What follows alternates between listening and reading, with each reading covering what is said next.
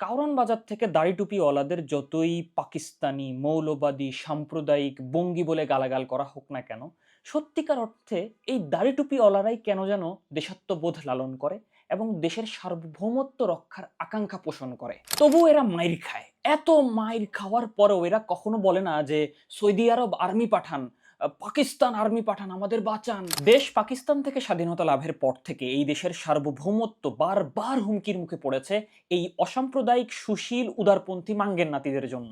এই অসাম্প্রদায়িক সুশীল উদারপন্থী মাঙ্গের নাতিদের দেখা যাচ্ছে একটুখানি ডিপ্লোমেসি দিয়ে, সামান্য ঝুঁকে গিয়ে, দেশের সার্বভৌমত্ব একটু বিকিয়ে দিয়ে ক্ষমতায় যাওয়ার ইচ্ছা পোষণ করছে। যত দিন যাচ্ছে আমার কেন যেন মনে হচ্ছে এরা হাসিনা যেভাবে দেশ শাসন করেছে ঠিক সেভাবেই দেশ শাসন করতে চায়, শুধুমাত্র জনগণকে নির্বাচনের ভোটের অধিকারটা দিয়ে।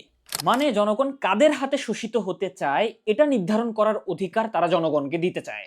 সত্যি বলতে এই দাড়ি টুপিওয়ালাদের মতো ন্যূনতম দেশাত্মবোধ এবং দেশের সার্বভৌমত্ব রক্ষার আকাঙ্ক্ষা না থাকলে আধুনিক রাষ্ট্র ব্যবস্থার সংজ্ঞা অনুযায়ী আমি ওই দেশের নাগরিক হলাম কিভাবে?